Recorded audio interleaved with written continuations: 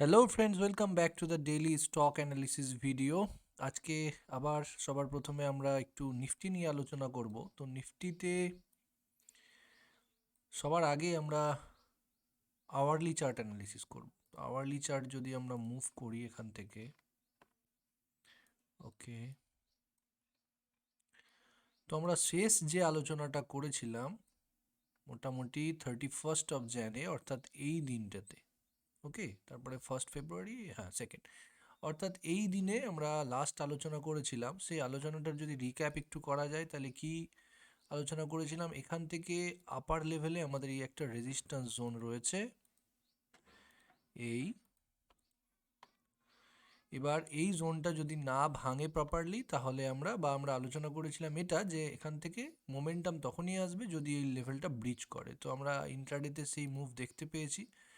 যদি 5 মিনিটের চার্ট আমরা লক্ষ্য করি তাহলে এখান থেকে এই লেভেল ব্রিচ করে এবং তারপরে কিছুক্ষণ সাইডওয়েজ থেকে ম্যাসিভ মুভ নেয় ইন্ট্রাডেতেই, যেটা প্রিভিয়াস হাই কত ছিল আমাদের? প্রিভিয়াস হাই ছিল এখান থেকে 22,124.15 এবং লেটেস্ট হাই তৈরি করেছে অর্থাৎ লাস্ট ট্রেডিং ডেতে 126.80, অর্থাৎ নতুন ফ্রেশ হাই।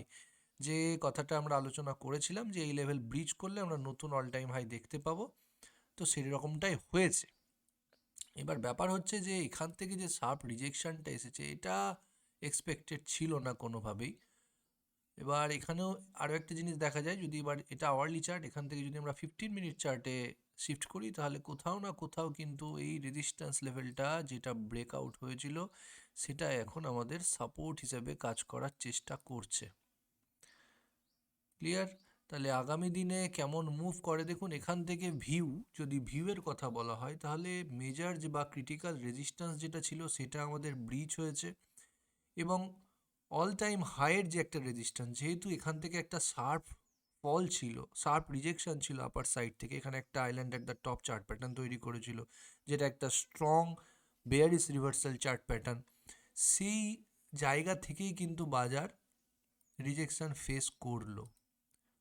তার মানে কি এবার আমাদের কাছে চ্যালেঞ্জিং লেভেল কিন্তু এই লেভেলটাই আপাতত, তাই না? এই লেভেলটা আমাদের কাছে চ্যালেঞ্জিং লেভেল। যদি আমরা আবার একটু আওয়ারলি চার্টে শিফট করে যাই, এখান থেকে আবার দেখতে হবে যে বাজার প্রাইস অ্যাকশন কেমন করছে। প্রাইস অ্যাকশন বলতে এখানে দেখুন সুইংয়ের বেসিসে সুইং হিসেবে আমরা আলোচনা করেছিলাম, আবার বলছি, lowest point, neckline formation, higher low, higher high, তারপরে আবার হায়ার লো ফর্ম করেছিল প্রিভিয়াস সুইং লোকে ব্রিচ না করে, অর্থাৎ এটাকে ব্রিচ না করে নতুন হাই ফরমেশন করেছিল। তারপরে প্রিভিয়াস রেজিস্ট্যান্স ব্রেকআউটের পর সাপোর্টে কনভার্ট হয়, আমরা জানি সাপোর্ট রেজিস্ট্যান্স সিরিজে বা সেশনে আমরা জেনেছি। সেইখান থেকে সাপোর্ট নেওয়ার চেষ্টা করলো এবং প্রিভিয়াস সুইং লো কিন্তু সেক্ষেত্রেও ইনট্যাক্ট এবং আবার নতুন হাই ফরমেশন করেছে। কোথা থেকে? এই জায়গাটা থেকে, এইখানে নতুন হাই পেয়েছি আমরা। এবার এখানে নতুন হাই পেয়েছি তাহলে মোরারলেস আমাদের বলতেই হয় এখান থেকে একটা সুইংও পেয়েছি আমরা, এটাকে আমরা একটা ছোট্ট সুইংও বলতে পারি। এইখান থেকে একটা সুইং হাই ফরমেশন করার পর বাজার আবার নিচের লেভেল টেস্ট করতে এসেছে আমাদের কাছে। যদি এখান থেকেই বাজারের মুভ ধরে নেওয়া যাক যে বাজার এখান থেকে সাইডওয়েজ হয়ে গেল কিছুক্ষণ, ওকে, এখান থেকে যদি সাইডওয়েজ হয়ে যাওয়ার পর তারপরে দেখা গেল এই সাপোর্ট ইনট্যাক্ট থাকতে পারলো না, এই সাপোর্টটা করে ডিরেক্টলি এই সুইং লোটা ভেঙে দিল, অর্থাৎ প্রিভিয়াস যে আমাদের কাছে ক্রিটিক্যাল সুইং এখন হয়ে দাঁড়িয়েছে সেটা ভেঙে দিল, তাহলে কিন্তু আবার কি হবে দেখুন, তখনই কিন্তু আমাদের এই ট্রেনটা বেন্ড হয়ে যাবে, অর্থাৎ এখান থেকে বাজার নিচে এলো, সাপোর্টকে টেস্ট করলো, টেস্ট করে সাইডওয়েজের মুভমেন্ট নিয়ে নিল, নিয়ে ফার্দার যদি সেল অফ আসে তাহলে কি এটা একটা রেঞ্জ ব্রেকডাউনের সংকেত এবং এখান থেকে আমরা ক্লিয়ার একটা সুইংও পেয়ে যাব, তাই না? Not convincing swing, but swing পাবো। তো সেক্ষেত্রে এই যে আপ ট্রেন্ডটা ছিল সেটা আমাদের ওভার আবার ধরে নেওয়া হবে, তাই না? এবার সেটা আমাদের নজরে রাখতে হবে যে বাজার কেমনভাবে প্রাইস অ্যাকশন তৈরি করছে। বাজার আগামী দিনে যদি আবার এটা গেল একটা সিনারিও, যদি আবার এরকমও হতে পারে যে এখান থেকে বাজার এই লেভেলটা থেকে সাপোর্ট নিল, নিয়ে ডাইরেক্টলি এই নতুন হাই তৈরি করলো প্রিভিয়াস রেজিস্ট্যান্সগুলোকে ব্রিচ করে, ওকে, এটা রেজিস্ট্যান্স জোন। এটাকে যদি আমরা আরেকটু এক্সপ্যান্ড করি, তাহলে এই হচ্ছে ক্লিয়ার আমাদের কাছে এখন রেজিস্ট্যান্স জোন, এদিকে ওপরে একটু, হ্যাঁ এরকম, এ হচ্ছে ক্লিয়ার রেজিস্ট্যান্স জোন। যদি এটাকে ভাঙে তাহলে কন্টিনিউয়াস এই আপ ট্রেন্ডটা বজায় থাকছে, এটা বেন্ড হওয়ার বা উইক হওয়ার কোনো সম্ভাবনা দেখতে পাওয়া যাবে না। তো সমস্ত অ্যাঙ্গেল আমাদের ভেবে আপাতত রাখতে হবে।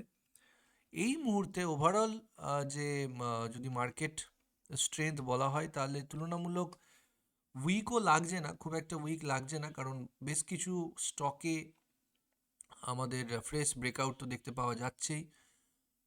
বেশ কিছু স্টক স্ট্রংলি এখনও ট্রেড করছে। তো ওভারঅল এই বুলিশনেস কতদিন চলবে এটা সত্যিই বলা একটু কষ্টকর।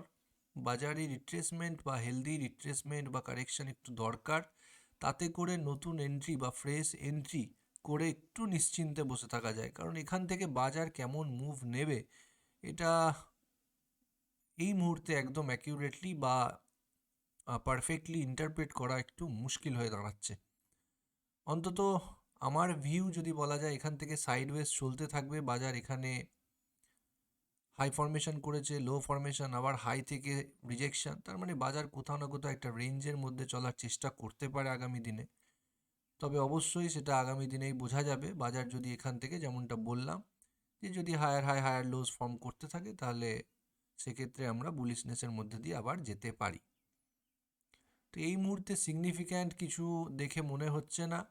অবশ্যই এটা ইন্ট্রাডে আমাদের কাছে সাপোর্ট, এই জোনটা হচ্ছে কত, 21,790 থেকে 840, এই লেভেলটা। ক্রিটিক্যাল সুইং কত, ক্রিটিক্যাল লেভেল আমাদের কাছে অবশ্যই 21,650-এর লেভেলটা। এই লেভেলগুলো যদি ব্রিচ না করে বাজারে একটা সাইডওয়েজ মুভমেন্ট থাকার সম্ভাবনা। আর যদি মুভ আসতে হয় খুব ভালো, তাহলে অবশ্যই এই লেভেলগুলো ব্রিচ করে আবার ফ্রেশ হাই এবং হায়ার লো এই ফরমেশনের মধ্যে দিয়ে বাজারকে যেতে হবে। নেক্সট যদি অন্য সেক্টর দেখা যায়, ব্যাঙ্ক নিফটিতে দেখুন রিজেকশন আছে আবার উপর লেভেল থেকেই। প্রিভিয়াস রেজিস্ট্যান্স ফেস করেছিল এই জায়গাগুলো থেকে, শার্প রিজেকশন, আবার কাইন্ড অফ সেম জায়গা থেকেই কিন্তু বাজার রিজেকশন ফেস করছে। এখান থেকে যদি আমরা একটু ফিবোনাচি অ্যানালিসিস করি, ফিবোনাচি অ্যানালিসিস কি বলছে দেখা যাক। ফিবোনাচি অ্যানালিসিস অনুযায়ী আমরা দেখুন 50% যে ক্রিটিক্যাল রেজিস্ট্যান্স সেই লেভেলের থেকেই রিজেকশনটা আসছে। এবং শুধু তাই নয়, এবার যদি আমরা একটা ট্রেন্ড লাইন টানার চেষ্টা করি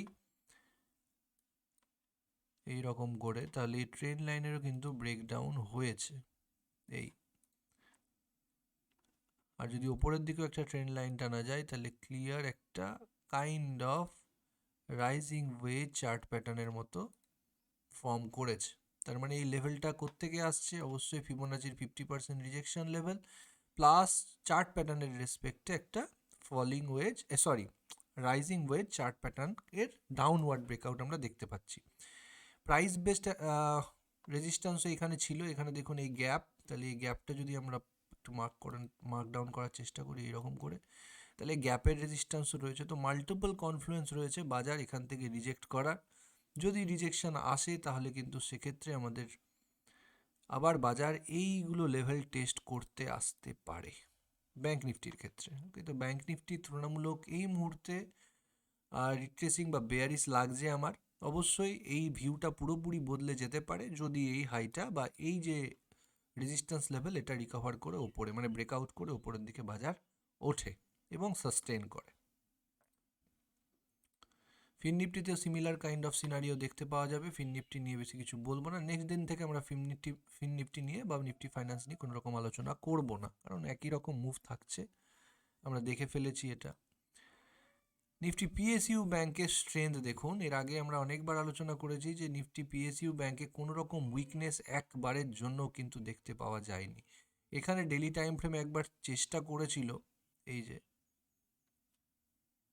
এটাকে আমি হোয়াইট করে দিই, একটু দাগ দেওয়াই আছে, হ্যাঁ, এই যে মুভটা higher high higher low formation, এই জায়গাটায় আমরা ক্রিটিক্যাল পয়েন্ট বলেছিলাম।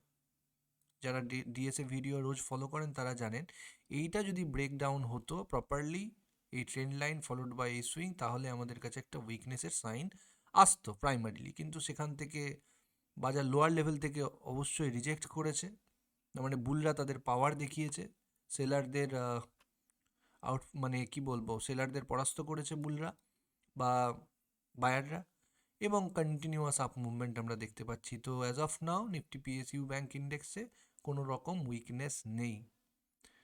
নিফটি আইটি দেখুন সাইডওয়েজ মুভমেন্টের পর বেশ কিছুদিন, কতদিন চললো এই সাইডওয়েজ মুভমেন্ট? এই সাইডওয়েজ মুভমেন্ট চললো আমাদের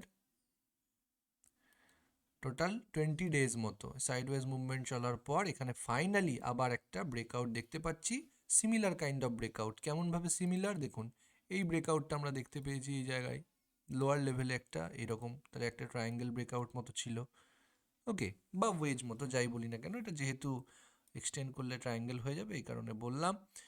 তাহলে এই একটা ব্রেকআউট আমাদের হয়েছিল, এইখানে দেখুন আবার তুলনামূলক ছোট রেঞ্জের মধ্যে আরও একটা ট্রায়াঙ্গেল ব্রেকআউট আমরা কিন্তু দেখতে পাচ্ছি। তাহলে এগুলো ক্লিয়ার কন্টিনিউয়েশনের সাইন আমাদের হতে পারে। কার কন্টিনিউয়েশন? Bullish continuation. দেখুন কন্টিনিউয়াস আপ ট্রেন্ড চলছে আর এখানে ট্রায়াঙ্গেল ব্রেকআউট। একটু উইকলি টাইম ফ্রেমটা এখানে আমরা দেখব, এখানে উইকলি টাইম ফ্রেমের কিন্তু রেজিস্ট্যান্স এরিয়াতেও প্রবেশ করছে। তো এইবার দেখুন এই জোনটা হচ্ছে উইকলি রেজিস্ট্যান্স। তাহলে এই উইকলি রেজিস্ট্যান্সকে বাজার রেসপেক্ট করবে, অর্থাৎ রেসপেক্ট করার অর্থ কি, যে এখান থেকে বাজার রিজেকশন নেবে নিচের দিকে বা কারেকশন নেবে কি নেবে না, এটা একমাত্র সময় বলতে পারে। এবং অ্যাজ এ ট্রেডার আপনাকে এই ডিসিশনটা নিতে হবে যে this much risk you should take or not. অর্থাৎ এই রিজেকশনটা দেখে বা এই রেজিস্ট্যান্স এরিয়া দেখে এই ব্রেকআউটকে কি আমি চেস করব কি করব না, এই ডিসিশন আপনাকে নিতে হবে। আপনি অ্যাজ এ ট্রেডার যদি নিফটি আইটিতে এই ব্রেকআউটটি স্পট করতে পারেন তাহলে আপনি কি করবেন অবশ্যই কমেন্ট বক্সে জানান, যে এখান থেকে রিস্কটা আপনি নেবেন নাকি এই রেজিস্ট্যান্সটা ব্রেকআউট হওয়ার অপেক্ষা করবেন। তো নিফটি আইটিতে এখন একটা সিগন্যাল অবশ্যই এসেছে।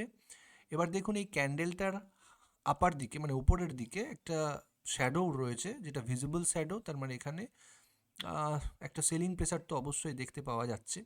তো অবশ্যই এটা হতে পারে, কেন? কারণ এখানে প্রিভিয়াস একটা রেজিস্ট্যান্স বা উইকলি রেজিস্ট্যান্সের মধ্যে নিফটি আইটি প্রবেশ করেছে। তো এটার জন্য সতর্ক থাকতে হবে। যদি কেউ রিস্কি এন্ট্রি নিতে চায়ও তাহলে সেক্ষেত্রে আমাদের কিন্তু এই লেভেলগুলোকেই ক্রিটিক্যাল সাপোর্ট হিসেবে ধরে চলতে হবে। মিড ক্যাপ নিফটিতে দেখা যাক, মিড ক্যাপ নিফটিতে কি ঘটনা দেখুন, একটা নট মানে এই ঘটনা ঘটার পর থেকে ধরুন এই যে ফলটা এসেছিল এই দিনে, তারপরে রিকভারি তো দিয়েছে কিন্তু কোথাও না কোথাও আপ মুভমেন্ট থাকলেও মানে সিগনিফিক্যান্ট আপ মুভ নয়, একটা সাইডওয়েজের মতো বা ভোলাটাইল কন্ডিশনের মধ্যে দিয়ে বাজার রান করছে। দেখুন এইটুকু সময়ের মধ্যে কতবার আপার লেভেল লোয়ার লেভেল টেস্ট করেছে, ওকে। তো আপাত দৃষ্টিতে এটা আপ ট্রেন্ড মনে হলেও কিন্তু কোথাও না কোথাও একটা সাইডওয়েজের মতো ব্যাপার রয়েছে, মানে অতিরিক্ত স্লো মুভ কিন্তু মিড ক্যাপ সেক্টরে আমাদের কিন্তু দেখতে পাওয়া যাচ্ছে, ওকে, নিফটি মিড ক্যাপে, ওকে। আচ্ছা এখানে আরও একটা ইন্ডেক্স দেখি,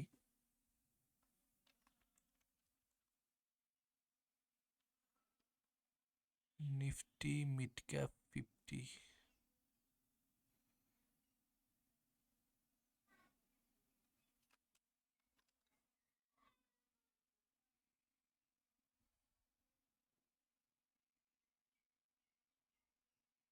না এখানে আসছে না। মিড ক্যাপ 100টা একটু দেখি, হ্যাঁ নিফটি মিড ক্যাপ 100এও ওই একই রকম অবস্থা আমরা দেখতে পাচ্ছি। যাই হোক, তো একটা সাইডওয়েজ কাইন্ড অফ মুভমেন্ট মতো লাগছে নিফটি মিড ক্যাপে, তো এটা একটু নজরে রাখতে হবে।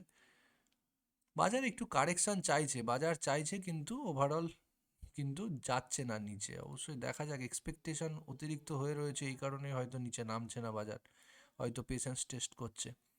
আচ্ছা স্মল ক্যাপে ফ্রেশ হাই তৈরি করেছে দেখুন, কিন্তু তাও একটা কনফিউশন দিয়ে গেছে, শুটিং স্টার টাইপ ক্যান্ডেলস্টিক তৈরি করেছে, ওকে। তো এখানেও কোনো উইকনেসের সাইন আপাতত দেখতে পাওয়া যাচ্ছে না, কারণ শুধুমাত্র ক্যান্ডেলস্টিক প্যাটার্নের বিচারে এটাকে বিচার করাটা ঠিক নয়, কোনো চার্ট প্যাটার্ন ফর্ম হতে দিতে হবে। তো আওয়ারলি টাইম ফ্রেমে এখনও কিন্তু কোনো চার্ট প্যাটার্ন ফরমেশন হয়নি, উইকনেসের সাইন দেখা যাচ্ছে না। আচ্ছা এই গেল সমস্ত ইন্ডেক্স নিয়ে আলোচনা। এবার আমাদের আজকের প্রথম যে স্পেসিফিক স্টক নিয়ে যদি আলোচনা করা যায় তাহলে সবার আগে আমাদের আলোচনা করতে হবে এনটিপিসি নিয়ে।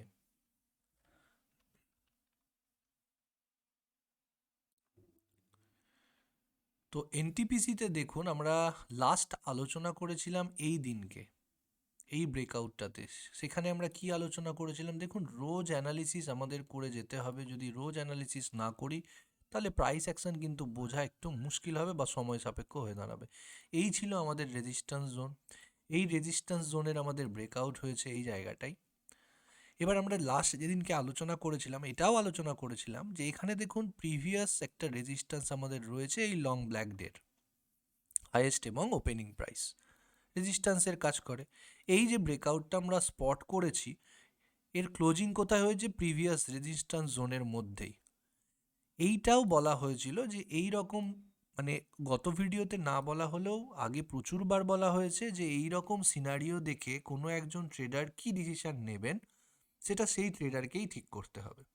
অর্থাৎ বাজার এখান থেকে হতে পারে ব্রেকআউট করে দিল পরের দিন গ্যাপ আপ নিয়ে, এরকম যেমন পসিবিলিটি রয়েছে বা প্রবাবিলিটি রয়েছে, তেমনই এখান থেকে রিজেকশন নিয়ে আবার লোয়ার লেভেল টেস্ট করতে পারে, এই প্রবাবিলিটিটাও রয়েছে। আমাদের বোথ সাইড থেকেই তো ভাবতে হবে, তাই না? কেউ যদি বলে এইটা ব্রেকআউট করবেই 100%, সেটা হয়তো তারা অবশ্যই আদার্স কোনো প্যারামিটার্স দেখে হয়তো বলছেন, কিন্তু আমার যতদূর অভিজ্ঞতা এখান থেকে বাজার কোথায় যাবে সেটা কেউ জানে না। ওকে, হ্যাঁ, প্রবাবিলিটির বেসিসে আমরা বলতে পারি যে স্লাইটলি চান্স থাকবে আপওয়ার্ড ব্রেকআউটের। কেন? কারণ প্রিসিডিং ট্রেন্ডটা আমাদের কাছে আপ ট্রেন্ডে রয়েছে, তাহলে অবশ্যই আমরা ফ্রেশ আই দেখার আশা রাখবো, নাথিং মোর দ্যান দ্যাট।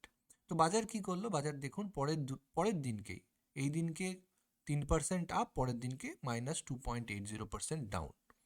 এবার ধরুন আপনি এখানে ফুল কোয়ান্টিটি কিনে ফেলেছেন এবং অনেকে ব্রেকআউট ক্যান্ডেলের লোয়ের নিচে স্টপ লস দেয়, তাই না?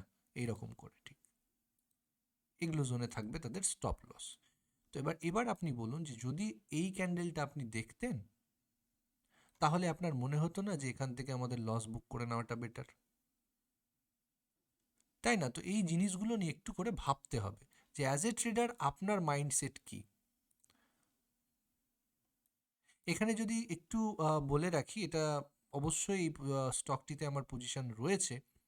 এইখানে আমি এন্ট্রি করেছি, আমার স্টপ লস কিন্তু বড়, নট দিস ক্যান্ডেল। আমার স্টপ লস আমি ধরেই নিয়েছিলাম এই লেভেলগুলো, যে ম্যাক্সিমাম এই লেভেলগুলো পর্যন্ত আমি দেখতে পারবো আমার রিস্ক অ্যাপেটাইট অনুযায়ী বা আমার মাইন্ডসেট অনুযায়ী। কিন্তু আর একজন ট্রেডারের তো আমার মাইন্ডসেটের থেকে ভিন্ন মাইন্ডসেট থাকতে পারে, তিনি এতদিন ওয়েট নাও করে থাকতে পারেন, তাই না? তাহলে আপনার মাইন্ডসেটটা কি সেগুলো কিন্তু বিচার করতে হবে আগে, ট্রেড এক্সিকিউট করার আগে। ট্রেড এক্সিকিউট করার পরে এগুলো হয় না। এবার দেখুন এখান থেকে আমরা 1-2 দিন সাইডওয়েজ মুভমেন্ট দেখলাম, তারপরে গ্যাপ আপ নিয়ে একটা ইনডিসাইসিভ ক্যান্ডেল, তারপরে ফলো থ্রু ডেতে আমাদের কি হলো, এখান থেকে প্রিভিয়াস যে রেজিস্ট্যান্স ছিল তারও ব্রেকআউট আমরা দেখতে পাচ্ছি। এই যে ব্রেকআউটটা এলো, এখানে আমরা ক্লিয়ার একটা সুইং লো ফরমেশনও দেখতে পাচ্ছি। এই হচ্ছে হাই, এই হচ্ছে লো এবং এই হচ্ছে হায়ার হাই। তাহলে ক্লিয়ার সুইং লো ফরমেশন আমরা দেখতে পাচ্ছি। আমার প্রিসিডিং বা প্রিভিয়াস স্টপ লস কোথায় ছিল, এই লেভেলটা। এবার যেহেতু বাজার একটা আমাদের ফ্রেশ সুইং লো তৈরি করে দিল, তাহলে আমরা ইজিলি নতুন সুইং লোটাকে আমরা স্টপ লস হিসাবে ধরতে পারি। এইভাবে করে আমাদের রিস্কটা ম্যানেজ করতে হয় টেকনিক্যাল অ্যানালিসিসের ক্ষেত্রে। এবার যদি বাজার এইটা ব্রিচ করে, হতে পারে ছোট টাইম ফ্রেমে, হতে পারে ইন্ট্রাডেতে, যাই হোক না কেন, on the basis of that time, মানে on the basis of price action of that time, আমরা ডিসাইড করব যে এখান থেকে আমরা বেরিয়ে যাব নাকি আর একটু ওয়েট করব। তো এইরকমভাবে দেখুন টেকনিক্যাল অ্যানালিসিস সাবজেক্টিভ বিষয়, এগুলো একটা দুটো শব্দে বোঝানো সম্ভব নয়, এই জন্যই আমাদের এই ইউটিউব চ্যানেল এর মাধ্যমে এগুলো ডিসকাশন করা। যারা যারা দেখছেন এই ভিডিওগুলো রোজ বা যখন, এখন আপলোডিংয়ের পরিমাণটা তুলনামূলক কমে গেছে সময় অভাবে, কিন্তু যারা প্রথম থেকে আমাদের সাথে রয়েছেন তাদের অসংখ্য ধন্যবাদ। যারা এখনও পর্যন্ত আমাদের চ্যানেলটি সাবস্ক্রাইব করেননি তারা অবশ্যই চ্যানেলটি সাবস্ক্রাইব করুন এবং এই ভিডিওগুলো হেল্পফুল মনে হলে আপনার প্রিয়জনদের সাথে শেয়ার করুন। তাহলে এইভাবে আমরা ট্রেডটাকে কন্টিনিউ করব। আমাদের নেক্সট স্টকে আমরা চলে যাই, টাটা স্টিল।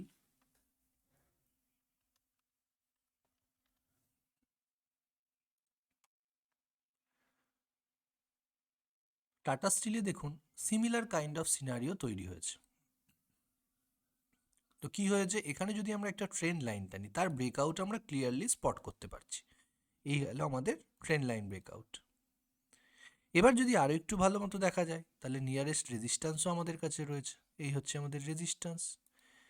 দেখুন অনেকটা আমাদের সেই এনটিপিসির মতোই সিনারিও। কি করব আমরা? এই ডিসিশনটা কোনো দিন কাউকে জিজ্ঞেস করবেন না যে আমাদের কি করা উচিত। চেষ্টা করুন নিজে ইন্টারপ্রেট করার। আমাদের মুখ্য উদ্দেশ্য এটাই, ফেসবুক গ্রুপ, ইউটিউব চ্যানেল এগুলোর মাধ্যমে এটাই যে আপনি নিজে ডিসিশনটা নিতে পারেন। যারা এখনও পর্যন্ত প্রাইস অ্যাকশন সিরিজটা শুরু করেননি আমাদের ইউটিউব চ্যানেলে, অবশ্যই শুরু করুন। আশা করি বিউটিফুল ইনসাইটস পাবেন সেখান থেকে। হয়তো এই সিরিজটি কমপ্লিট করলে আপনার আর কোনো কোর্স করার প্রয়োজনও হবে না। তো এইখানে দেখুন এই রেজিস্ট্যান্স রয়েছে, সুইং হাই রেজিস্ট্যান্স, এবং এইখান থেকে দেখুন এই সুইং, এই যে আমরা যদি একটা ট্রেন্ড লাইন রেজিস্ট্যান্স টানি, তারও একটা রেজিস্ট্যান্স এরিয়া রয়েছে। তাহলে এই দুটো রেজিস্ট্যান্সকে আমরা কতটা ওয়েটেজ দেব, কি দেব না, একজন ট্রেডার হিসেবে এগুলো কিন্তু আপনাকে ঠিক করতে হবে। যদি এখানে এন্ট্রি নেওয়ার কথা ভাবি, তাহলে এইটা মাথায় রেখে মানে আমাদের ট্রেড এন্ট্রি নিতে হবে যে nearest swing on the daily chart, nearest swing daily চার্টে কোথায়, এই লেভেলটা, এই লেভেল পর্যন্ত কিন্তু বাজার টেস্ট করতে আসতেই পারে। That will be natural retracement. এবার আপনি কুইকলি এখানে এন্ট্রি করতে চান, না বাজারটা নিচে আসলে আপনি এন্ট্রি করবেন স্টপ লসটা ছোট করার জন্য, এই ডিসিশনটা কাকে নিতে হবে? অবশ্যই আপনাকে নিতে হবে। আবার এমনটাও হতে পারে যে আপনি রিট্রেসমেন্টের ওয়েট করলেন, কিন্তু বাজার রিট্রেস না করে এখান থেকে ভেঙে বেরিয়ে চলে গেল, একটা 5-6% ক্যান্ডেল আরও একটা দিয়ে দিল। এই সম্ভাবনাটাও কিন্তু অবশ্য থাকে।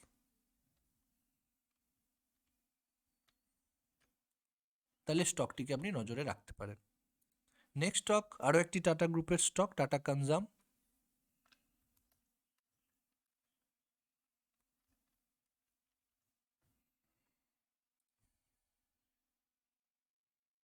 টাটা কনজামে দেখুন স্টকটি ডিসেন্ট আপ ট্রেন্ডে রয়েছে, বলার কিচ্ছু নেই এখানে।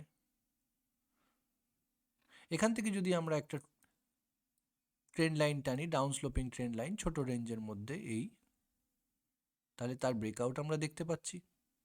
আর যদি এখান থেকে আমরা লোয়ার লেভেলেও একটা ট্রেন্ড লাইন টানার চেষ্টা করি, তাহলে এই হচ্ছে আমাদের ব্রেকআউট, যেটা clear falling wedge chart pattern তৈরি করেছে, ক্লিয়ার কন্টিনিউয়েশনের সিগন্যাল।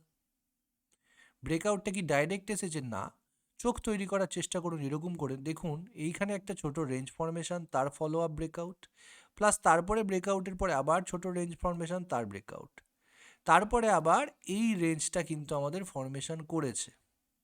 এই ব্রেকআউট কিন্তু পেন্ডিং এখনো, তার আগে আমরা এখানে একটা সিগন্যাল পাচ্ছি। এবার আমাদের যদি এন্ট্রি এখানে হয়, তার রেসপেক্টে রিস্ক অর্থাৎ স্টপ আমাদের এই লেভেলটা। এইটুকু রিস্ক আপনি নেবেন কি নেবেন না, এটা কিন্তু আপনাকে ঠিক করতে হবে। Similar kind of price action যেমনটা আমরা এনটিপিসি এবং টাটা স্টিল ওভারহেড রেজিস্ট্যান্সের আলোচনা করেছিলাম, এই ক্ষেত্রেও রয়েছে।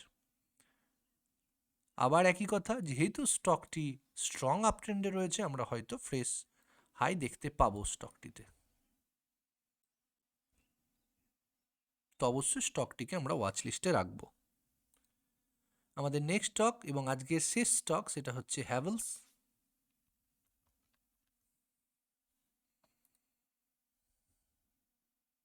তো হ্যাভেলসে দেখুন প্রিভিয়াস আলোচনা আমরা এগুলো জায়গায় করেছিলাম, যেখানে আমাদের ক্লিয়ার একটা এন্ট্রি পয়েন্ট হতে পারে।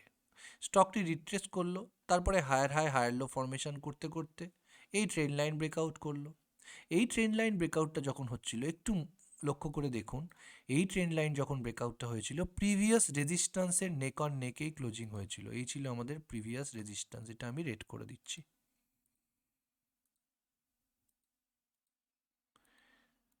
তো এখান থেকেই দেখুন, এখানে যদি আপনি এন্ট্রি নিয়ে থাকতেন, তাহলে এই রিস্কটা আপনার মাথায় আছে অলরেডি, তাই না? কেনার পরেই যদি এই রিস্কটা না মাথায় রেখে আপনি নেন, তাহলে আপনার মনে হবে বা নতুনদের মনে হতে পারে কি আমি কিনলে স্টকটির দাম পড়ে যায়। কেন পড়ছে? হয়তো আপনার এন্ট্রিটা কোথাও না কোথাও ভুল হচ্ছে। বা এন্ট্রি নেওয়ার আগে যদি এই রিস্কটা মাথায় রেখে নেন, তাহলে আপনি জানবেন যে বিকজ অফ দ্যাট রেজিস্ট্যান্স বা দিস রেজিস্ট্যান্স প্রাইস রিয়্যাক্ট করছে। হয়তো এটা ন্যাচারাল রিট্রেসমেন্ট বা টেম্পোরারি প্রফিট বুকিং, এই জিনিসগুলো মাথায় আসবে তারপর। তো এখানে যদি এন্ট্রি করতেই হতো, ধরে নেওয়া যাক এই রেজিস্ট্যান্সটাকে আমরা গুরুত্ব দেব না, আমি এখানে এন্ট্রি করব, করতে পারেন, কোনো অসুবিধে নেই। সেক্ষেত্রে প্রপার স্টপ কোথায় হবে? Nearest swing. নিয়ারেস্ট সুইং কোথায়? অবশ্যই এই লেভেলটা, এই যে এইখান থেকে যে এই লেভেলটা তৈরি করেছে, এই লেভেলটা। বাজার দেখুন এই সুইং থেকেই কিন্তু সাপোর্ট নিয়ে আবার ফার্দার র্যালি করেছে। এরকম করে র্যালি করতে করতে লাস্ট সুইং লো আমরা যদি আইডেন্টিফাই করার চেষ্টা করি, কোথায় থাকবে? এই জায়গাটায়। এই হচ্ছে আমাদের লাস্ট সুইং লো। এটার সাথে মার্চ করে যাচ্ছে কোথায়? এটার সাথে মার্চ করে যাচ্ছে প্রিভিয়াস রেজিস্ট্যান্স, যেটা এখন সাপোর্টে কনভার্ট হয়ে গেছে।